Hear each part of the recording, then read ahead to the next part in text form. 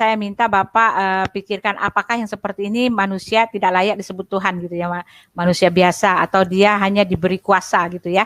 Nih di dalam Lukas 21 ayat 27, pada waktu itu orang akan melihat anak manusia datang dalam awan-awan segala kekuasaan dalam awan dengan segala kekuasaan dan kemuliaannya. Ya, anak manusia itu akan datang di awan-awan. Lalu di dalam Matius 25 ayat 31, apabila anak manusia datang dalam kemuliaannya dan semua malaikat bersama-sama dengan dia, maka ia akan bersemayam di atas tahta kemuliaannya. Nah, itu anak manusia loh Pak.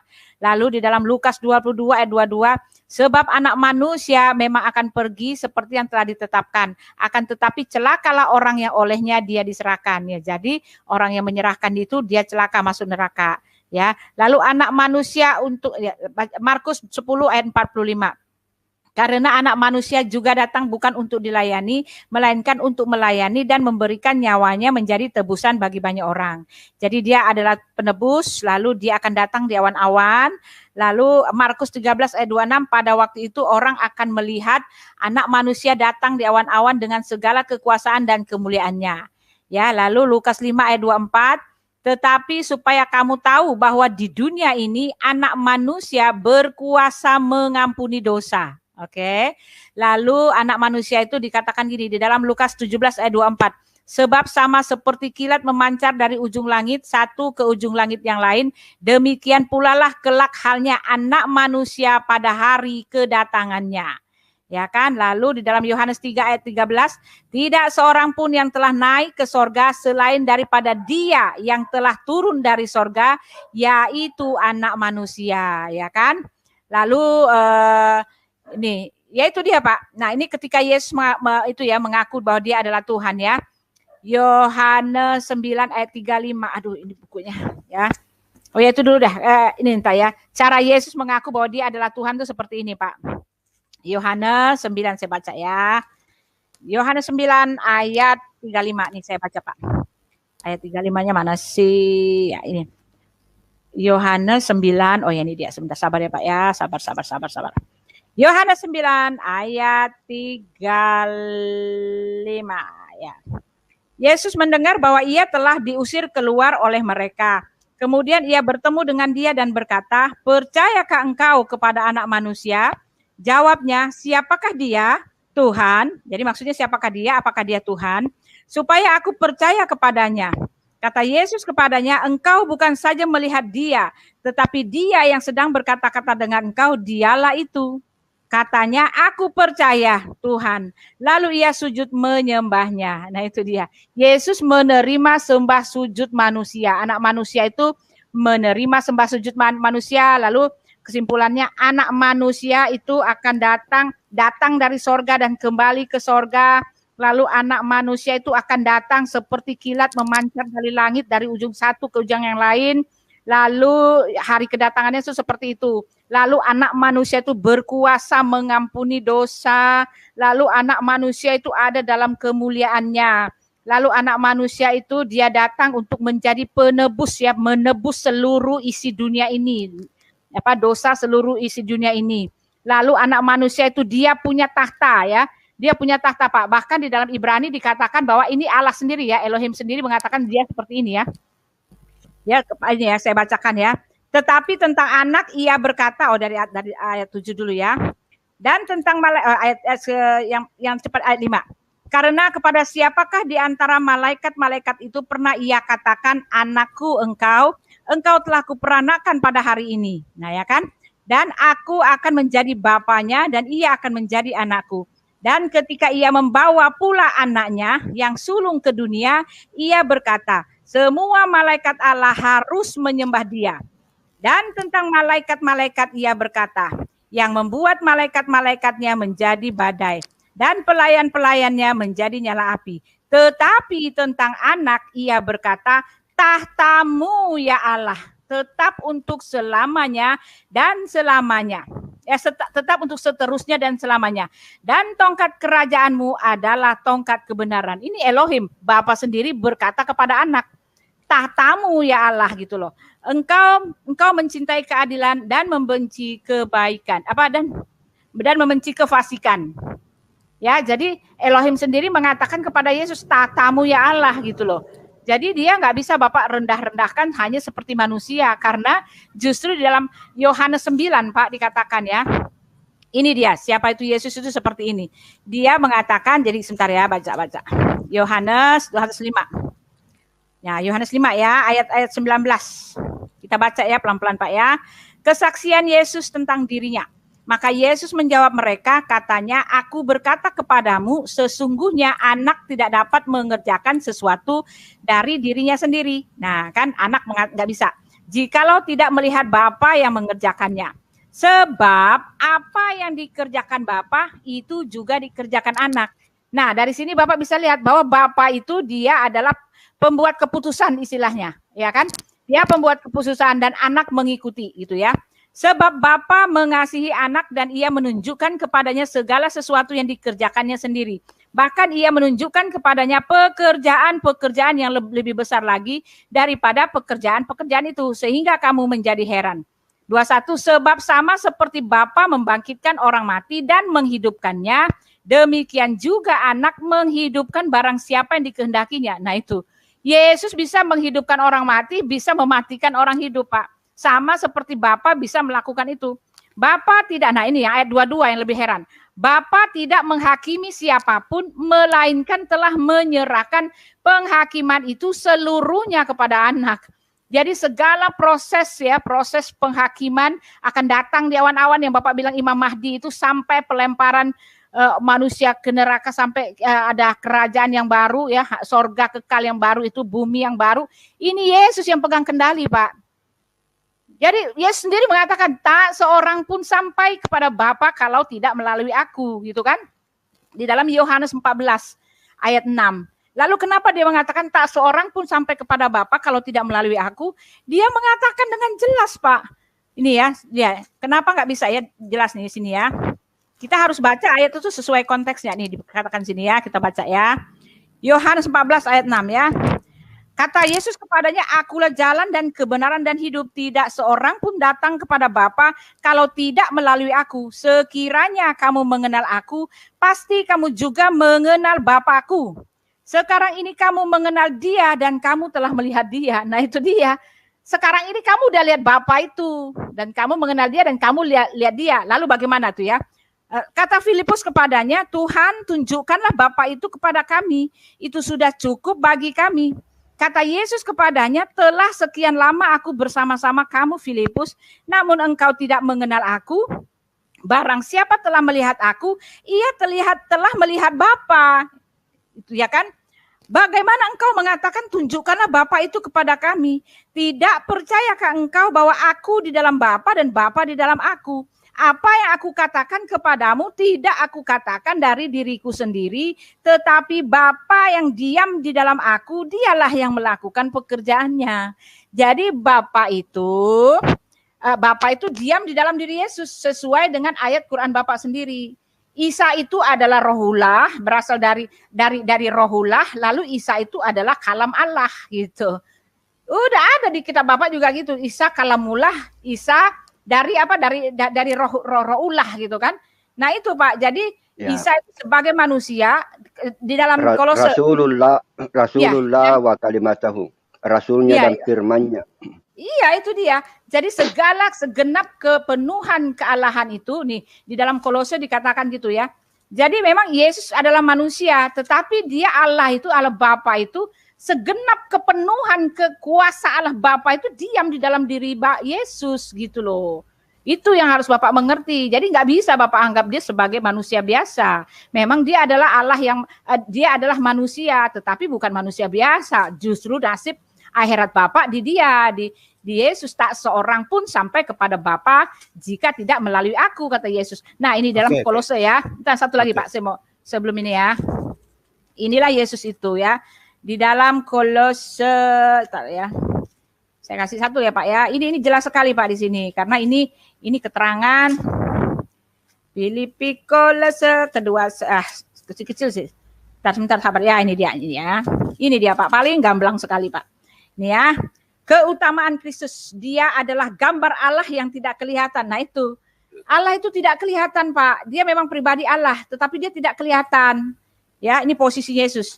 Dia adalah gambar Allah yang tidak kelihatan, yang sulung. Lebih utama dari segala yang diciptakan. Ya kan, karena di dalam dialah telah diciptakan. Jadi yang menciptakan segala langit dan bumi itu yang diam di dalam diri Yesus. Karena di dalam dialah telah diciptakan segala sesuatu yang ada di sorga dan yang ada di bumi. Yang kelihatan dan yang tidak kelihatan. Baik singgasana maupun kerajaan, baik pemerintah maupun penguasa. Segala sesuatu diciptakan oleh Dia dan untuk Dia. Ia ada terlebih dahulu dari segala sesuatu dan segala sesuatu ada di dalam Dia. Dalam Yesus itu ya. Ialah kepala tubuh yaitu jemaat. Ialah yang sulung. Yang pertama bangkit dari antara orang mati. Sehingga ia yang lebih utama dari segala sesuatu. Karena seluruh kepenuhan Allah berkenan diam di dalam Dia. Ya, itu Dia. Ya, dan oleh Dialah ia memperdamaikan segala sesuatu dengan dirinya, baik yang ada di bumi maupun yang ada di sorga. Sesudah ia mengadakan pendamaian oleh darah salib Kristus. Nah itu dia, tubuhnya itu adalah tubuh pendamaian. Sebagai manusia dia itu imam, Pak. Imam itu artinya yang menjembatani hubungan manusia dengan Allah. Di dalam tubuh darahnya itu ketika dia telah mencurahkan darahnya itu, hubungan manusia dengan Elohim itu menjadi aman lagi, menjadi damai. Dan manusia itu dibenarkan lewat darahnya itu, Pak. Gitu loh. Itu. Nah satu lagi sebelum saya ini ya, satu lagi tadi saya mau kasih. Nah ini ya, Filipi ya. Galatia apa Filipi ya? Filipi 2 ya. Ini Filipi 2. Ia telah mengkosongkan dirinya dan ini ya, Yesus itu seperti ini, Pak ya. Sebentar ya, Pak. Mohon sabar, Pak. Ini Alkitab saya kecil banget tulisannya, jadi Filipi 2 ayat berapa itu ya? Hendaklah lanjut dulu, Pak. Nanti saya cari ayatnya ya. Kok saya lupa sih? Ya lanjut dulu Pak, bicara Pak ya, lanjut dulu. Saya kasih strike. Ya silakan Pak, silakan Pak. Oke, jadi tadi saya banyak sekali mendengar ayat dari Bu Uti ya. Itu ayatnya Pak, itu dalil. Jadi saya tidak berasumsi itulah faktanya. Tapi ini Ibu Uti, saya ketika mendengar ayat-ayat yang Ibu Uti bacakan itu justru semakin percaya Yesus itu bukan Tuhan. Dari mana? Kalau masalah Tuhan dan bukan Tuhan, biar saya berhadapan dengan Pak. Silakan Pak. Ya. Ibu tutup dulu anunya. Bagaimana ceritanya? Yesus dianggap Tuhan, sementara dia diberi kekuasaan oleh Bapa. Apakah bisa orang yang diberi kekuasaan itu disebut sebagai Tuhan? Pak, apa itu Tuhan? Tuhan itu justru pemilik kekuasaan. Untuk apa dia sebentar Pak. Tadi Bapak nggak dengar saya bilang. Segenap kepenuhan kealahan itu diam dalam dirinya. Ya, di dalam satu tubuh itu ada dua pribadi, dua oknum Bapak. Segenap kepenuhan kealahan itu diam dalam dirinya. Udah dibilang, Yesus sendiri mengatakan, kalau kamu tidak percaya, percayalah bahwa aku di dalam Bapa, Bapa di dalam aku. Atau setidak-tidaknya percayalah akan pekerjaan-pekerjaan itu sendiri. Kalau Bapa nggak percaya Yesus itu adalah Tuhan, lihat segala kuasanya Pak. Karena apa? Karena segenap kepenuhan kealahan, kuasa otoritas Allah itu diam dalam diri Yesus, gitu loh. Itu dia. Nggak jauh-jauh. Bapak itu nggak jauh-jauh dari Yesus, gitu loh Pak. Bukan Bapak ada di sorga, Yesus di bawah kolong langit. Nggak begitu, gitu. Itulah makanya Bapak harus datang kepada Yesus. Di luar Yesus Bapak tidak selamat Pak, itu loh. Saya nggak percaya itu. Ya terserah, tapi ini fakta. Fakta telah menunjukkan ada faktanya. Beri waktu saya bicara. Ya. Keyakinan bahwa tidak ada jalan untuk ke surga kecuali melalui Yesus merupakan sebuah keyakinan yang tidak realistis. Karena jika hanya Yesus satu-satunya jalan ke surga menuju Bapa, itu berarti seluruh manusia yang hidup dan wafat sebelum Yesus ada itu berarti semua masuk neraka. Karena pada masa itu belum ada jalan, ya kan, jalannya belum datang. Sehingga Abraham, Musa, Daud itu semua masuk neraka. Nah, karena boleh saya jawab pada saat mereka hidup itu belum ada jalan untuk menuju Bapa. Boleh saya jawab Pak? Karena itu sekali lagi, sebentar Bu, sebelum terbukti, keyakinan tentang Yesus sebagai satu-satunya jalan itu merupakan sebuah keyakinan yang tidak realistis. Nah, boleh saya jawab Pak? Sebentar aja Bapak. Nah, sebelum Yesus datang, Musa sudah menetapkan satu hukum, Pak. Hukum Taurat namanya. Hukum Taurat pengampunan dosa. Di dalam Ibrani 9 ayat 22. Dan hampir segala sesuatu disucikan menurut hukum Taurat dengan darah. Dan tanpa penumpahan darah tidak ada pengampunan. Itu adalah hukum yang ditetapkan oleh Elohim untuk bangsa Israel. Jadi ketika dia belum datang, ketika dia belum mengutus firman-Nya itu, orang-orang Israel meminta ampun dosa menurut hukum Taurat dengan penumpahan darah hewan-hewan suci. Darahnya mereka ambil, lalu mereka bawa ke imam. Nah, di depan di imam di bait suci itu, imamlah yang merupakan perantara, lalu imam itulah yang imam itu ada perantara, lalu Elohim melihat darah itu. Berdoa kepada Yahweh. Darah itulah yang menyucikan mereka. Tetapi jelas dikatakan bahwa yang seperti itu hanyalah gambaran saja, Pak. Itu mereka disosialisasikan untuk menuju kepada pengampunan atau penebusan dosa yang sekali dan selamanya. Di dalam Ibrani 9 jelas dikatakan di situ, Pak ya. Ini saya tak bacainnya. Ya, Ibrani 9. Ya, ini baca ini. Yesus itu sekali dan selamanya. Jadi Bapak nggak perlu potong-potong hewan, nggak perlu lagi. Karena pengampunan dosa itu hanya dengan darah, Pak, hukumnya, Pak. Nih ya. Ayatnya 20 ya. Ibrani 9 ayat 22. Oh, dari awal saya baca ya. Dari ayat 13. Tetapi Kristus telah datang sebagai imam besar. Nah, itu dia. Sebagai imam ya. Yesus ketika jadi manusia dia berfungsi sebagai imam, makanya dia berdoa untuk murid-muridnya.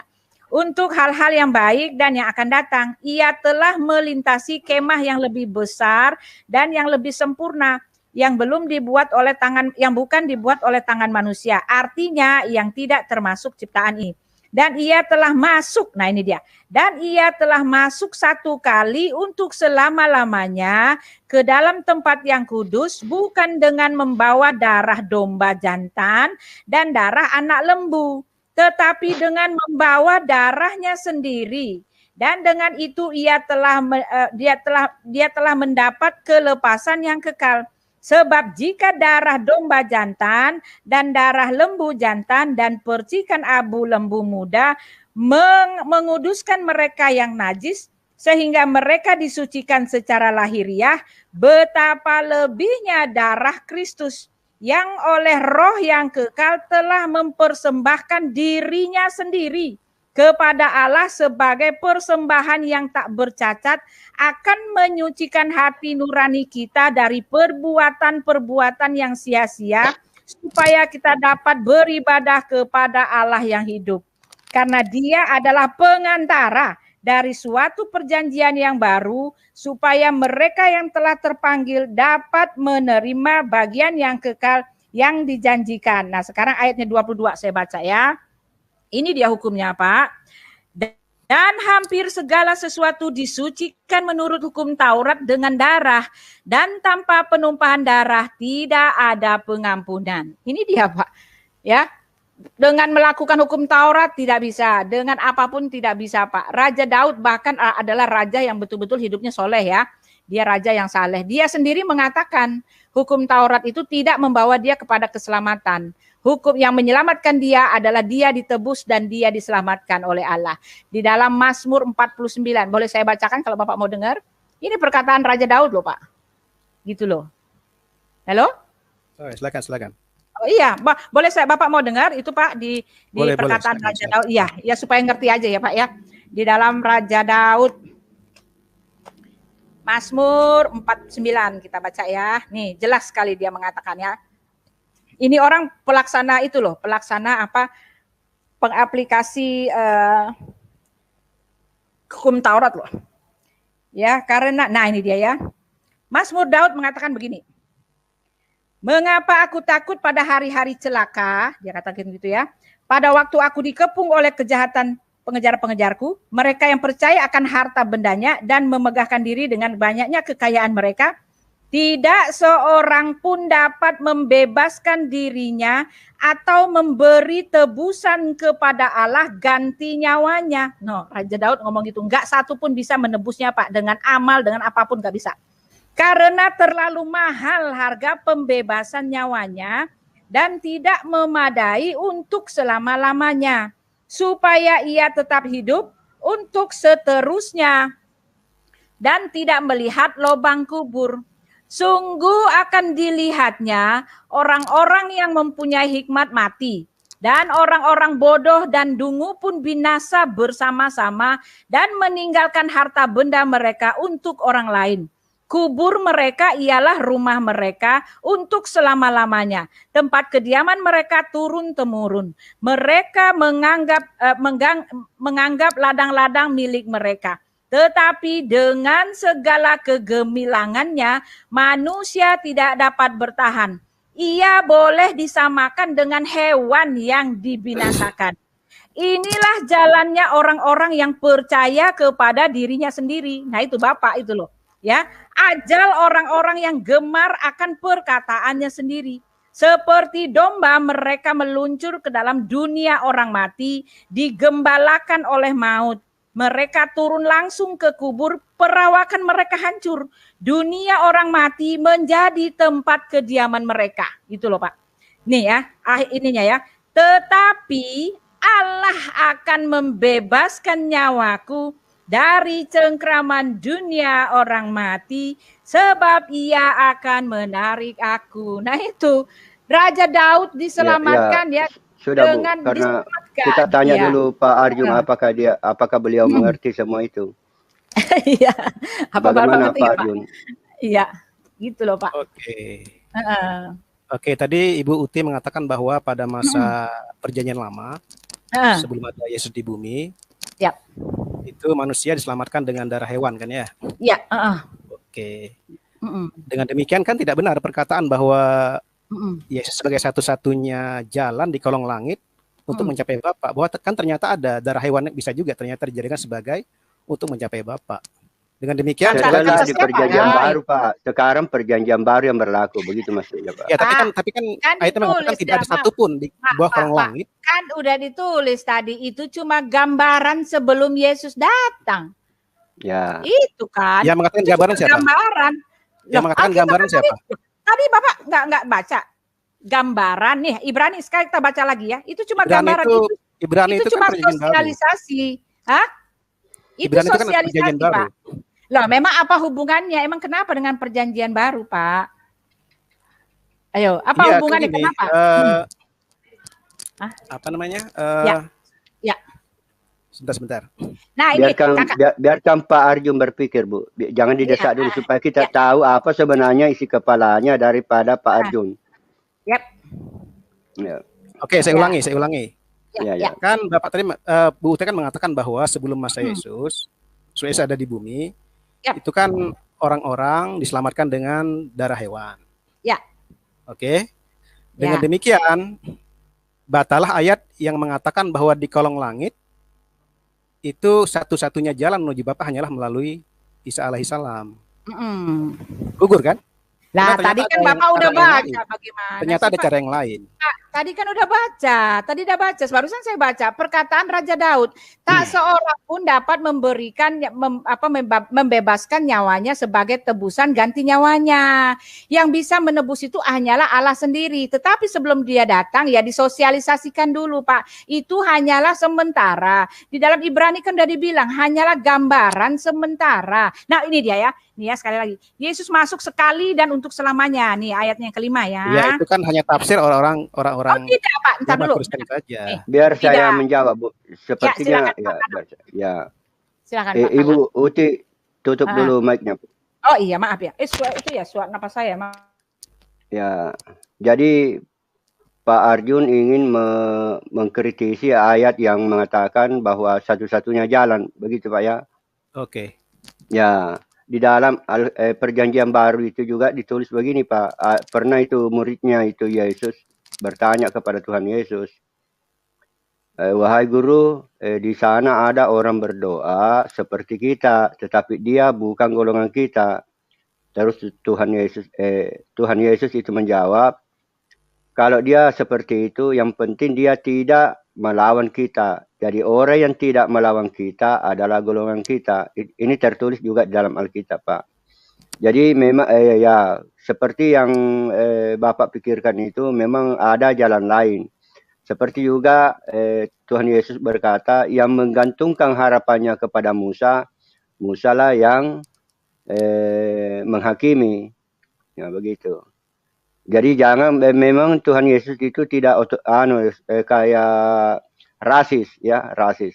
Sebab kalau ayat itu saja yang dipahami, memang Tuhan Yesus itu seperti rasis. Ya, ya silakan. Nah, maaf Pak, ini ada keterangan langsung Bu Pendeta aja ya tentang itu Pak, yang darah ya, pengorbanan darah ya. Dia cuma nerangin doang Pak. Saya ya, apa yang saya sampaikan ini tertulis juga itu di Alkitab Pak. Ya, coba kita dengar. Ya, ini Pak Ibu Pendeta aja coba ya. Silakan boleh ya Pak ya, kita dengar aja, kita dialog biasa aja, santai aja ya. Oke.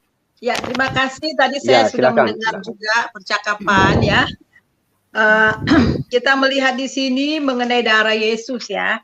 Jadi iman kepada darah Yesus. Nah, di dalam perjanjian lama memang Tuhan sudah mempromosikan cara penebusan. Jadi penebusan itu hanya lewat darah. Dan yang pertama itu adalah darah domba itu menunjukkan kepada darah Yesus. Jadi di sini bukan tafsiran. Karena Alkitab itu nggak perlu ditafsir, juga menjawab sendiri. Ya. Dan kalau kita melihat di dalam Yohanes ya, kita melihat Yohanes pasal yang pertama ayat yang ke-29 demikian bunyinya. Yohanes pasal yang pertama ayat 29 demikian bunyinya. Pada keesokan harinya Yohanes melihat Yesus datang kepadanya dan ia berkata, lihat anak domba Allah yang menghapus dosa dunia. Jadi ini bukan tafsir, bukan kira-kira, itu lambang, tapi betul-betul anak domba yang di perjanjian lama itu menunjukkan langsung kepada pribadi Tuhan Yesus, yang adalah anak domba itu sendiri. Dan di dalam nanti juga ya, di dalam kitab Wahyu juga dituliskan berkali-kali dia adalah anak domba Allah yang telah tersembelih. Jadi jelas bahwa anak domba itu betul-betul menunjukkan pribadi Yesus. Dia adalah seperti domba yang tak bercacat. Satu-satunya darah yang tak bercacat, yang tidak berdosa, itu adalah darah Yesus.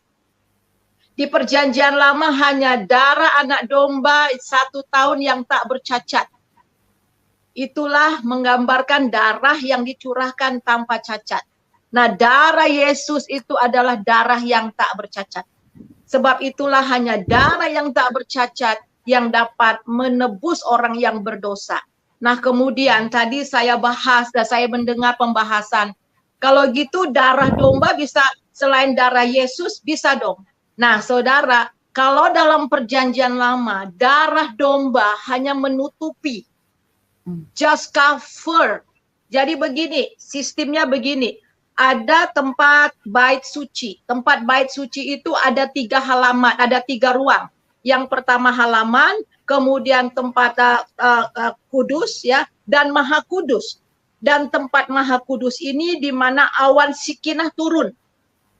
Di tempat yang maha kudus itu ada 1 tabut, namanya tabut perjanjian.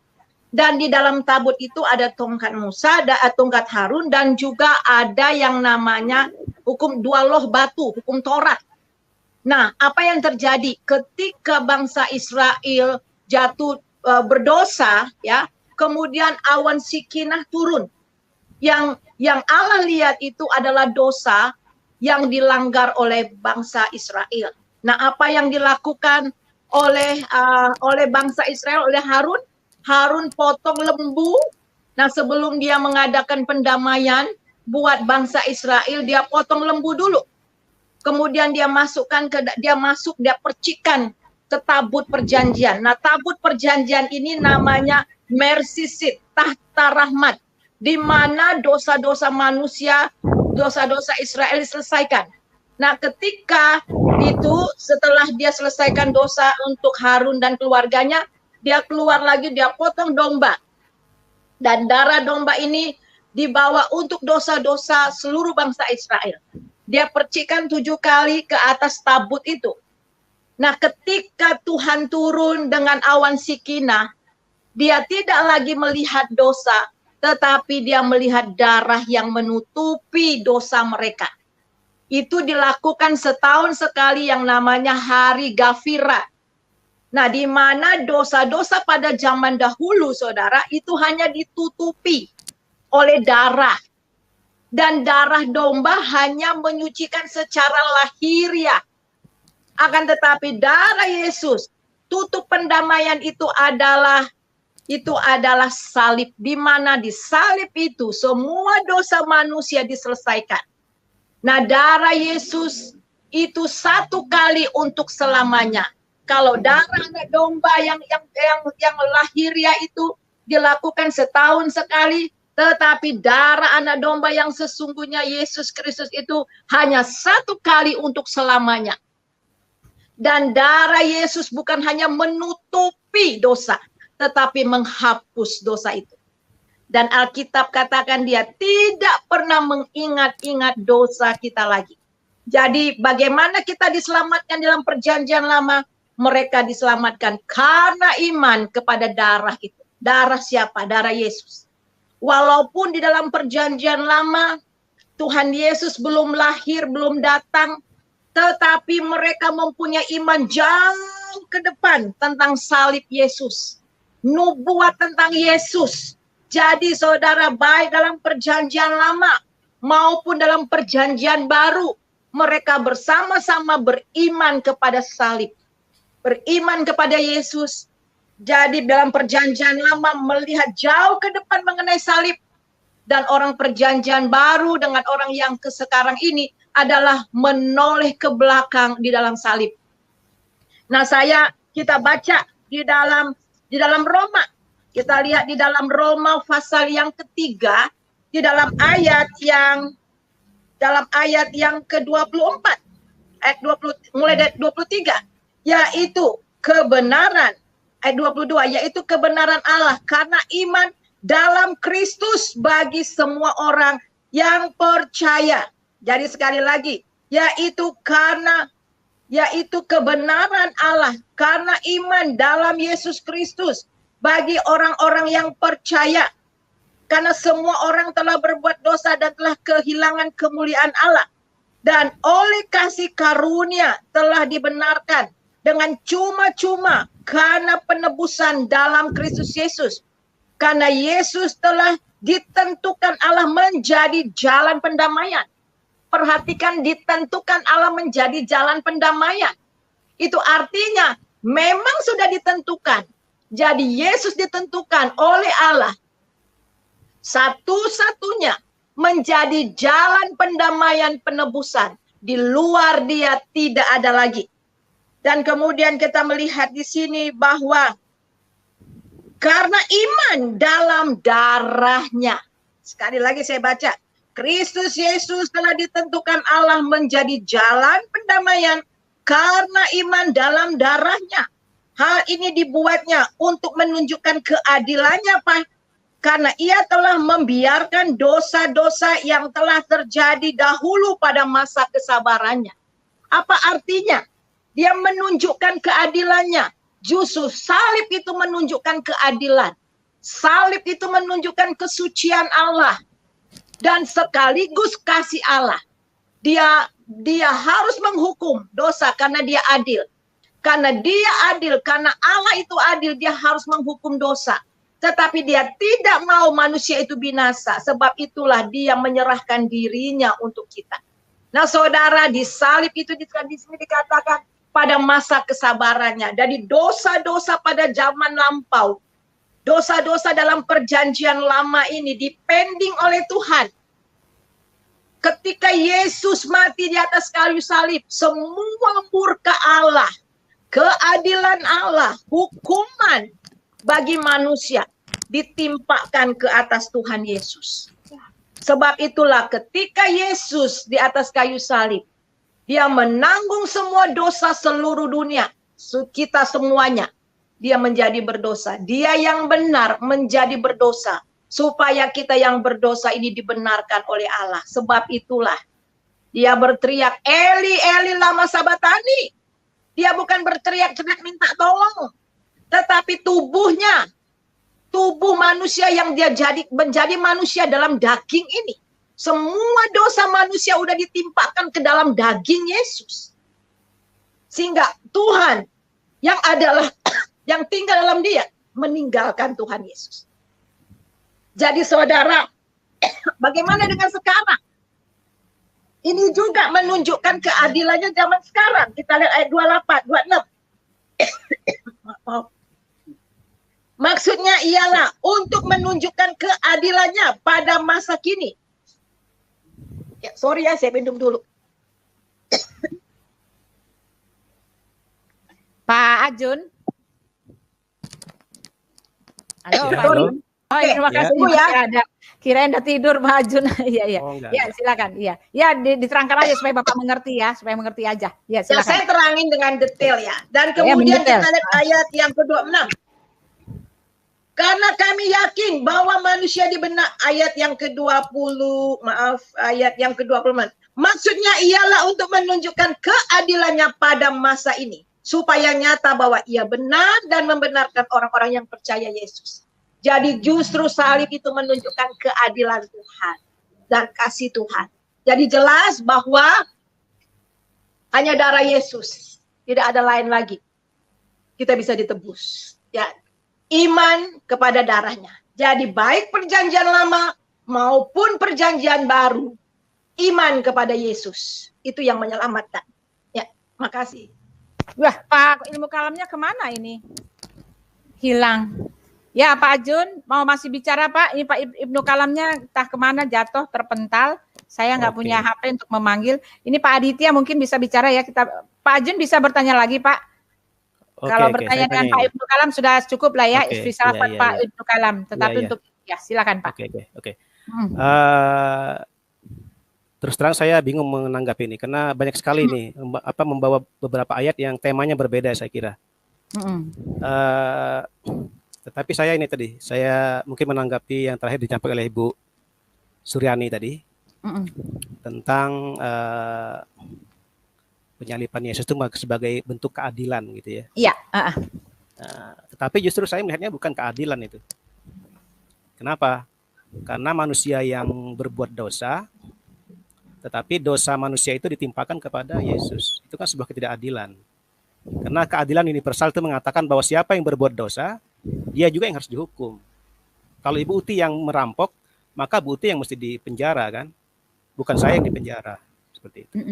Jadi sama sekali saya tidak bisa menerima bahwa itu dikatakan sebagai sebuah keadilan. Itu justru sebuah ketidakadilan.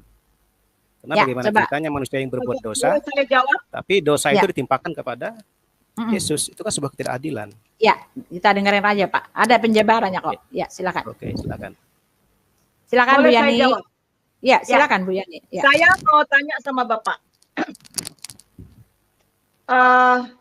Contohnya begini. Ada terkenal seorang hakim yang sangat adil dan sangat jujur. Ya, sangat adil dan sangat jujur. Dan ada peraturan di negara itu bahwa orang narkoba itu hukuman mati. Dan ternyata yang narkoba dan yang juga pengedar itu adalah anak kandungnya sendiri. Demi kebenaran dan demi keadilan, apa yang dia haruskan, apa yang dia harus buat dengan anak ini? Tetap anak ini harus mati dihukum. Karena upah dosa itu adalah maut. Bapak memang kenapa Bapak bilang hanya orang itu sendiri yang menanggung dosa? Karena konsep dosa kita beda, Pak. Bapak berpikir kalau kita membunuh kita berdosa, kalau kita mencuri kita berdosa. Tapi bagaimana kalau Bapak berpikiran kotor yang nggak dilihat orang? Kalau Bapak sakit hati nggak dilihat orang, apakah itu tidak dosa? Dosa. Seluruh bangsa kita dan harus tahu Alkitab, pandangan Alkitab, setiap titik dosa apapun itu harus dihukum. Dosa ini di dalam Alkitab menggambarkan seperti hutang. Jadi hutang, setiap Anda tidak melakukan keadilan, setiap Anda tidak melakukan kebenaran, saudara berhutang kepada kebenaran Allah, saudara berhutang kepada keadilan Allah. Saudara mau bayar pakai apa? Nah, ini saudara harus lihat. Memang betul saudara harus tanggung sendiri. Tetapi tidak ada satupun dari perbuatan saudara dan saya yang mencapai standar Allah. Karena standar Allah itu sempurna. Harus sempurna. Hukum Taurat ada 10. Satu dilanggar, semua dilanggar. Nah, itu hukum Allah. Nah, inilah hukum Allah di dalam Alkitab. Nah, semua manusia harus berdosa, ini harus dihukum. Itu adil. Tetapi Tuhan mau manusia itu selamat. Karena kalau manusia yang menanggung sendiri, nggak bisa hukuman. Karena upah dosa itu maut. Maut itu api neraka. Binasa itu bukan binasa kekal. Itu artinya terpisah selama-lamanya dengan Tuhan di api neraka. Jadi nggak bisa. Saudara, apapun yang saudara buat, perbuatan kita, kita semua sudah rusak. Tubuh, jiwa, dan roh kita sudah rusak oleh dosa. Dan tidak ada satupun yang dapat berkenan kepada Allah. Saudara berani mempertanggungjawabkan kepada Allah, oh, hukuman neraka, nggak ada satupun yang berkenan kepada Tuhan. Oleh sebab itulah, demi keadilan Allah, karena ketidakmampuan kita, karena ketidakberdayaan kita, Dia menjadi pengganti bagi kita. Sekali lagi, menjadi pengganti. Substitution. Yang harusnya manusia kita yang mati di salib, yang harus dihukum, Yesus mengambil alih supaya kita yang berdosa ini dibenarkan. Dia yang benar menjadi berdosa. Nah, itu hukum daripada keselamatan yang ada dalam Tuhan Yesus. Dan ini saya percaya banget Bapak tidak akan ngerti. Karena memang konsepnya berbeda. Karena orang Islam itu harus bayar dengan dirinya sendiri, bahkan dengan hartanya. Dengan harta mau bayar untuk menebus dosa, enggak bisa. Dengan perbuatan sebaik mana, sesempurna apa saudara harus buat. Yang benar-benar akan mencapai standar Allah. No, nothing. Enggak ada. Sebab itulah Yesus mati buat saudara dan saya. Supaya saudara tidak binasa, melainkan beroleh hidup yang kekal. Ya, itu dia. Pak Jun, makasih Bu Pendeta jelaskan. Jadi dosa kita Pak, dosa kita ya, kodrat dosa ini, hakikat dosa di Islam dan Muslim itu beda Pak. Kalau orang Kristen itu mereka melakukan dosa karena mereka itu sudah bakat orang berdosa. Karena mereka itu sudah punya apa Ibu? Punya kecenderungan untuk berdosa. Karena statusnya berdosa. Statusnya orang berdosa, makanya melakukan dosa gitu loh. Nah, kalau di Bapak itu kalau berdosa ya berdosa diampuni, padahal tidak seperti itu. Sekali berdosa, Adam dan Hawa sekali dosa sudah terpisah hubungannya dengan Tuhan. Mana bisa Raja Daud aja berkata seperti yang saya kasih tadi, Pak. Tak seorang pun bisa menebus nyawanya kepada Allah, mengganti nyawanya. Terlalu mahal harga tebusan itu, Pak. Terlalu mahal. Raja Daud yang bilang begitu, Pak. Di tempat Bapak, Daud itu dibilang nabi, tapi di tempat kami, Daud itu raja, Pak. Raja yang diurapi, gitu. Oke, tapi bagaimanapun tadi saya tetap pada pendirian. Ya, nggak apa-apa, tetapi supaya Bapak mengerti, tidak lagi bertanya-tanya, tidak lagi mengejudge kami. Kenapa sih orang Kristen kok bego banget? Ya, kalau udah diterangin begini kan Bapak bingung, Bapak udah ngerti gitu, nggak asal mengejudge gitu. Pak, ini ada Pak JX, Bapak mau bicara nggak yang lain Pak? Mereka minta masuk, saya kasih. Bapak mau bicara-bicara nggak? Pak Ibnu Kalam sudah keluar, saya panggil dulu, tapi ini HP-nya nggak ada nih. Bapak mau bicara dengan Pak JX? Terima kasih Bu Yani. Boleh ya? Ya. Boleh atau Bapak masih punya pertanyaan dengan saya atau Bu Yani Pak? Silakan Pak. Saya berkomentar saja tadi bahwa bagaimanapun juga konsep penyelesaian dosa ala Kristen itu menurut saya tadi sebuah ketidakadilan. Mm-mm. Nah, Nah, lagi bagaimana bisa ya. saya yang merampok, Bu Uti yang dipenjara, kan begitu. Nah, sekarang gini Pak, saya Dan dulu ya. ini juga sebenarnya Hmm. Bu Uti. Ya, Dan ya, juga ya. saya kira salah kalau kita menganalogikan dosa dengan hutang. Mm-mm. Karena hutang itu bukan dosa. Kalau kita berhutang itu bukan pidana kan. Mm-mm. Sehingga sebenarnya gini, sebenarnya dosa itu ya yang paling tepat tuh kita analogikan dengan tindakan pidana. Kita analogikan dengan tindakan merampok, membunuh dan sebagainya. Itu sebenarnya. Jadi salah kalau kita analogikan dengan berhutang. Kalau berhutang ya, kalau misalnya Buti punya utang, saya lunasi itu sebuah kebaikan. Memang harus kan? Saya bantu Buti untuk masih utang, oh iya. Tapi kalau Buti yang merampok, tentu nggak bisa saya yang di penjara.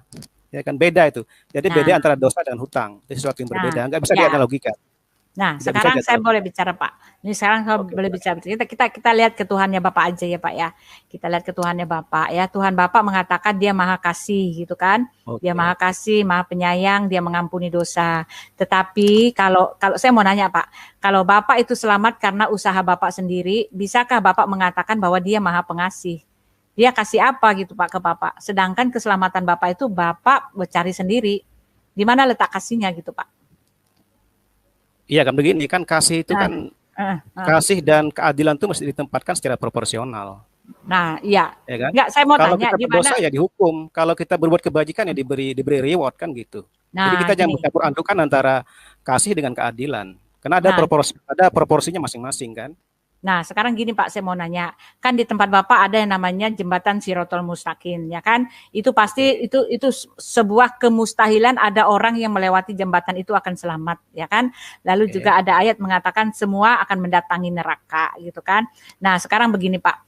Allah kan tahu betapa bahayanya neraka itu, betapa mengerikan neraka itu, dan Dia tahu tidak ada seorang pun dari Bapak yang bisa selamat karena melakukan amal baik gitu loh. Dia tahu dari kalian ya tentu saja ketika Bapak melewati jembatan Shirathol Mustaqim itu pasti nggak akan selamat gitu loh. Lalu Dia tahu Bapak nggak akan selamat, lalu Dia tahu bahwa Dia itu adalah Tuhan yang berkuasa, yang bisa menolong Bapak, tetapi Dia nggak melakukan apa-apa loh Pak. Sekarang saya mau jawab, apa yang Dia lakukan untuk keselamatan Bapak? Silakan Pak. Oh Dia tahu loh. benar bahwa Allah mengetahui bahwa ini, bukan maksudnya gini, maksudnya nggak semua orang tuh pasti masuk neraka, nggak mesti. Oh nggak begitu Pak. Bahkan ada orang-orang yang gini aja. Bapak kan lewatin jembatan Shirathol Mustaqim. Bapak pernah lihat rambut nggak Pak? Enggak, itu cuma istilah saja itu sebuah perumpamaan saja sebenarnya, bukan jembatan betulan. Bagaimana Bapak mengatakan itu istilah jembatan bukan jembatan betulan, Pak? Iya, bukan jembatan betulan. Itu dari kan mana ada ayatnya? Apakah ada ayatnya? Bukan begini, maksudnya begini. Kita kan hidup di dunia ini kan. Hidup di dunia ini kan untuk mengikuti kehendaknya Allah itu kan banyak rintangan kan ya. Begitu kuatnya rintangan itu, kita sangat gampang tergoda begitu loh. Ya. Jadi begitu gampangnya kita tergoda itu digambarkan dengan rambut yang dibelah 7 itu. Nah, itu dia. Itu walaupun itu analogi, Pak, walaupun ya tidak ada rambut, Bapak bisa bayangkan itu kemustahilan kan semua orang akan selamat melewati jembatan Shirathol Mustaqim itu. Walaupun ya. Dari mana Bapak mengatakan bisa ada yang selamat atau tidak, Pak? Karena itu seperti itu.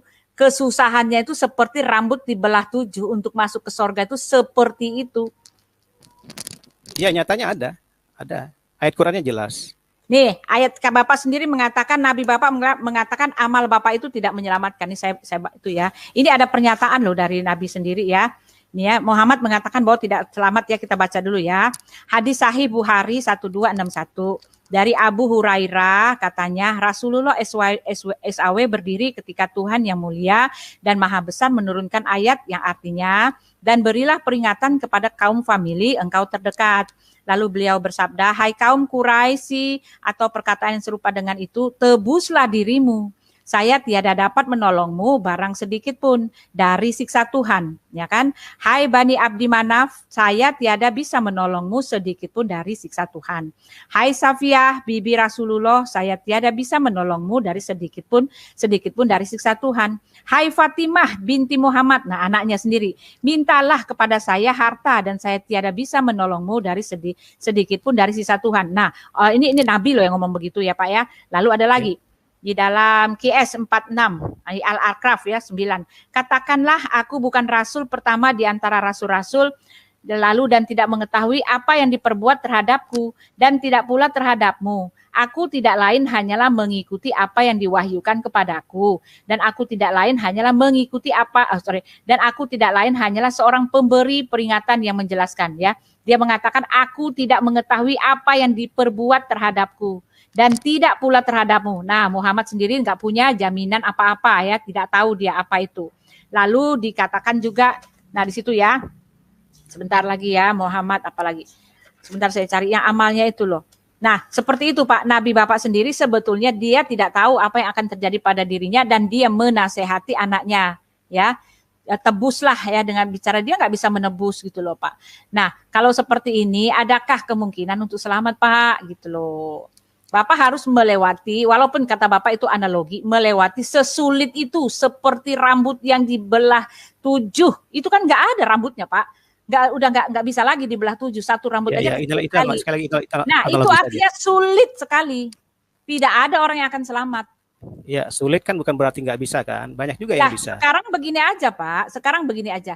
Sulit tetapi tidak ada yang selamat, Bapak mengatakan gitu kan. Oh, tidak. Itu dikatakan sulit ya, bukan berarti nggak ada yang bisa melakukan. Ya, nah sekarang gini Pak ya. Sekarang begini ya, Allah mengatakan Bapak itu setelah itu dosa Bapak kan ditimbang Pak. Ya, setelah itu dosa Bapak ditimbang kan, benar kan? Nah, sekarang gini, kalau timbangan Bapak pahala Bapak berat, Bapak ini gitu kan.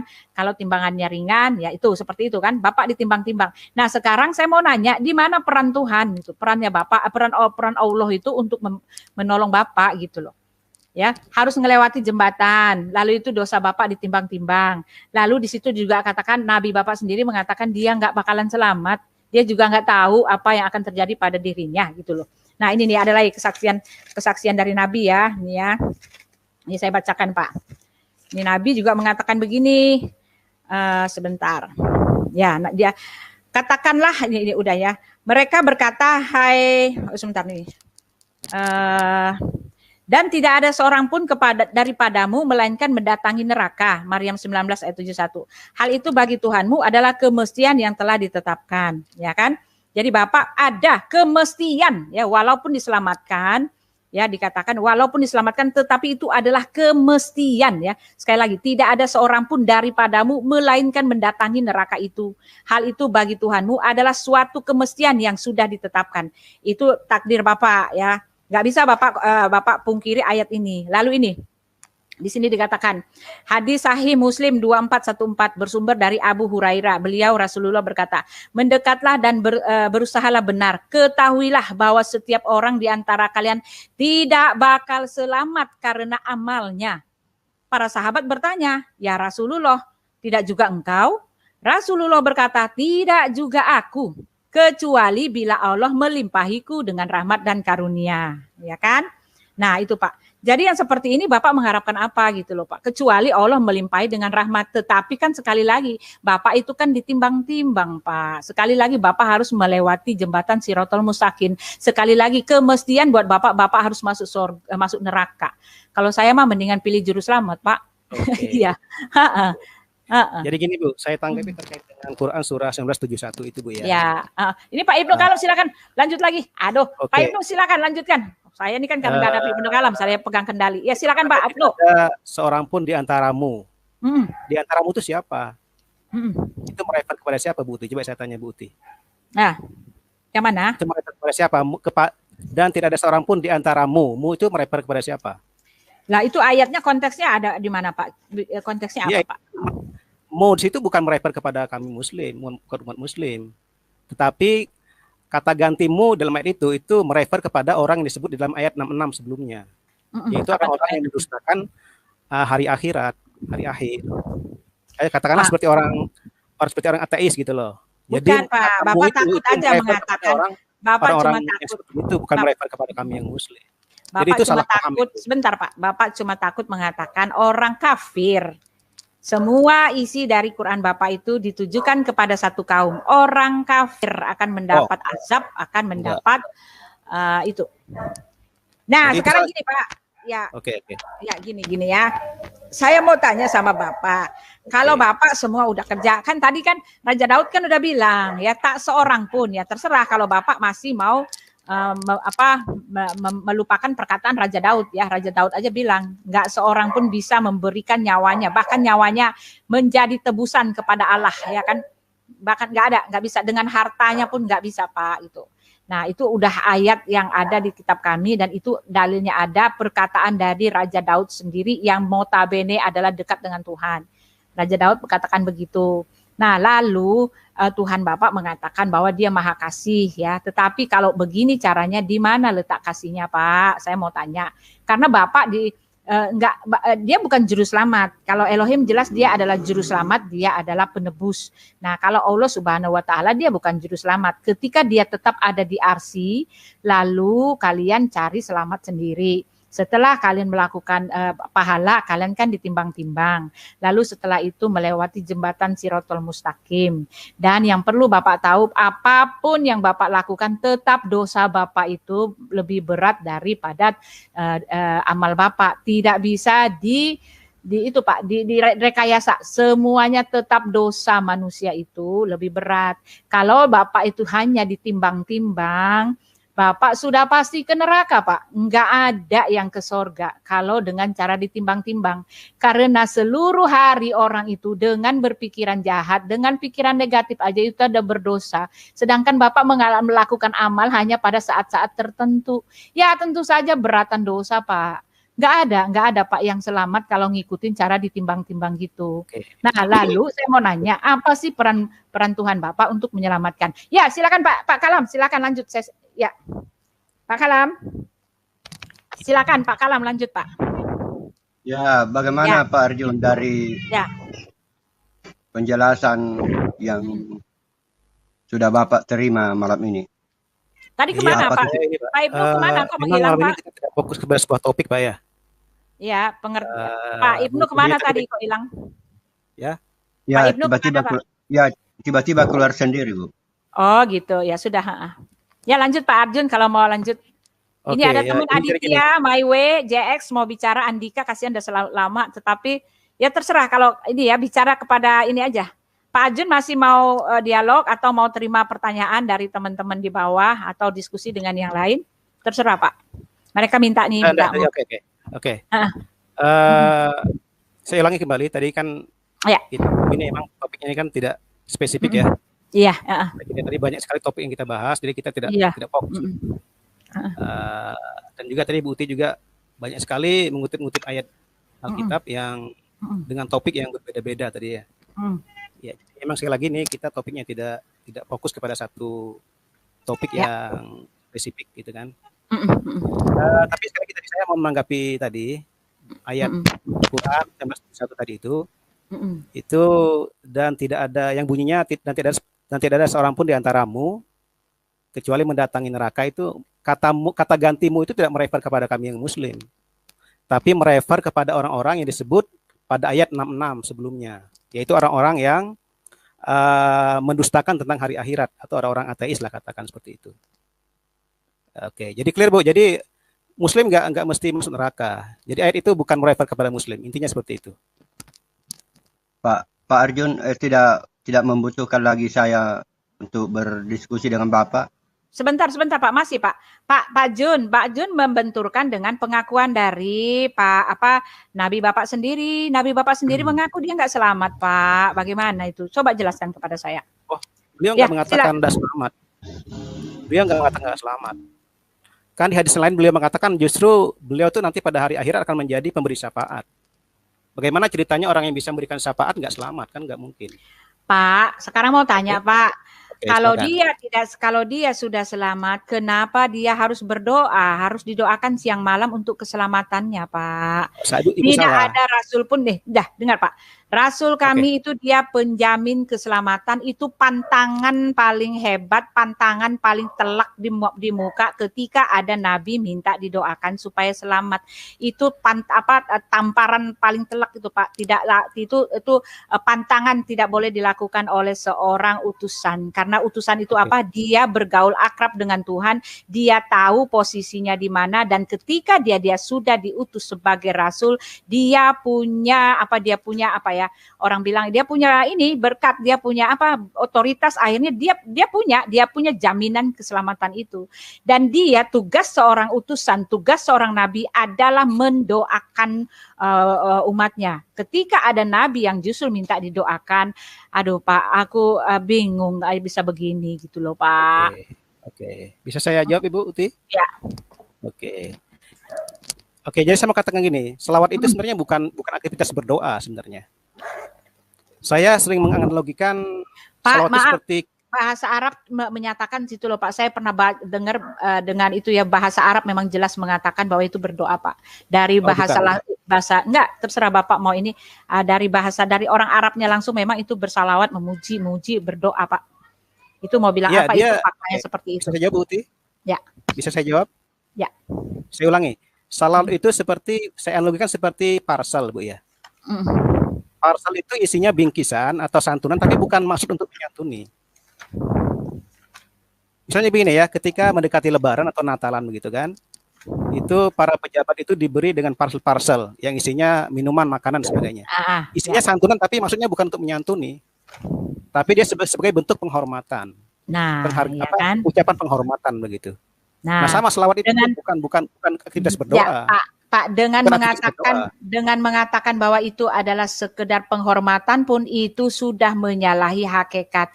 Karena Tuhan kita itu dia menyayangi tetapi dia tidak memuji-muji umatnya Pak. Karena dialah sang pembuat itu, dia tahu isi manusia seluruhnya Pak, dosa-dosa manusia itu dia tahu. Dan yang lebih harus Bapak ketahui, dialah yang menciptakan kita, dan otoritas dia mendapatkan tugas kerasulan itu dialah yang memilih kita Pak.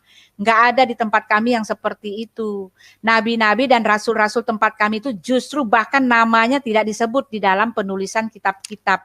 Karena apa Pak? Karena Alkitab kami dengan jelas menuliskan rasul-rasul dan nabi yang dipuji-puji, yang dikultuskan, bahkan Allahnya memuji-muji itu adalah nabi palsu. Di dalam Lukas 6 ayat 26. Bapak baca aja. Nah, rasul kami itu bukan nggak dipuji, bukan Pak, tetapi rasul kami itu adalah hamba. Seorang hamba tidak berhak mendapatkan ya kemuliaan dari tuannya sedikit pun Pak, enggak bisa. Dia hanyalah pelayan. Makanya di kitab kami nama-nama rasul itu bahkan enggak ditulis Pak. Bukan kami tidak menghargai, tetapi itulah kodrat yang sebetulnya seorang rasul, seorang hamba gitu loh. Seperti itu. Nah, silakan dengan Pak Ibnu Kalam ya Pak ya. Saya sudah mediasi saja. Ya. Pak Arjun, ya. Ya, Pak Arjun. Masih saya ada yang dulu, ya. Ya, silakan Pak. Ya, Pak. Bapak belum mampu memahami bahwa Yesus itu Tuhan Pak ya. Sampai apapun saya tidak percaya Yesus adalah Tuhan. Bagus. Nah, sekarang tauhid, kita bicara tauhid. Oke. Apa itu tauhid Pak? Tauhid itu adalah kita meyakini di dalam hati, mengucapkan dengan lisan, dan mengaplikasikan dengan perbuatan bahwa Allah itu adalah satu-satunya Tuhan. Ya, qiyamuhu binafsihi, berdiri dengan sendirinya. Ya. Nah, makanya begini Pak, saya sarankan supaya tidak usah ikut Imam Asy'ari, ikut saja apa yang tertulis di dalam Al-Quran. Kalau saya tanya Bapak, siapa itu Allah Pak? Allah itu sering dikategorikan saja ya. Misalnya di dalam doa kita dikatakan inni wajjahtu wajhiya lillazi fatara samawati. Beri saya kesempatan menjawab Pak. Oke, silakan. Allah itu di dalam Al-Quran itu Pak nama. Ya, tapi nama yang terus begini, biarkan saya menjelaskan Pak. Supaya silakan. Bapak bertauhid dengan baik dan benar. Oke. Allah itu di dalam Al-Quran Pak nama. Terus kalau ditanya siapa itu Allah, itu pencipta langit dan bumi. Oke. Ya, itu yang tertulis dalam Quran. Ya, jadi kalau nanti Bapak ketemu dengan malaikat mungkar nakir, jawablah seperti itu. Jadi jangan ingat sifat 20. Ya, jangan ingat sifat 20. Tinggalkan itu ajaran tidak benar. Ya, yang benar itu adalah Al-Quran. Jadi tidak usah keluar dari Al-Quran. Jadi kalau biasakan diri sendiri berdebat dengan diri sendiri. Jadi siapa itu Allah di dalam Al-Quran? Allah itu nama. Banyak namanya, Asmaul Husna. Terus siapakah Allah itu? Pencipta langit dan bumi. Ya, tepat sekali itu, Pak. Tepat sekali. Ya, tidak usah terlalu ke sana kemari berteologi. Ya, karena sebenarnya Khalifah Abu Bakar itu sudah menjelaskan siapa yang menyatakan, ya siapa yang mencari makna daripada sifat-sifat Allah, dia adalah kafir. Jadi ikuti saja apa yang tertulis dalam Al-Quran. Pak, teman-teman, kita kasih kesempatan dulu ya sama yang lain, Pak Ajun. Nanti kita lanjut lagi. Kasihan yang pada nunggu nih. Di sini ada Pak Plat. Ya, Pak Plat, silakan Pak. Ada Pak Plat. Saya rasa tidak ada lagi dari saya, Pak Arjun. Oh iya. Nanti saya lewat WA aja, Pak. Ibnu Kalam. Tadi saya kebetulan diberi oleh Buti nomornya Ibnu Kalam, Pak Ibnu, Pak Kalam. Oke. Pak Ibnu tinggal sini aja. Mungkin mereka banyak mau bertanya kepada Pak Ibnu juga ya, Pak ya. Narasumber kan Pak Ibnu. Ya, Pak Ajun juga, narasumber juga Pak Ajun, tinggal ya. Ya, ini karena begini, saya itu menghormati kitab-kitab suci ya. Saya Ya, Pak Plat juga. Pak saya Plat, tidak silakan, punya Pak. kapasitas untuk mengkoreksi kitab-kitab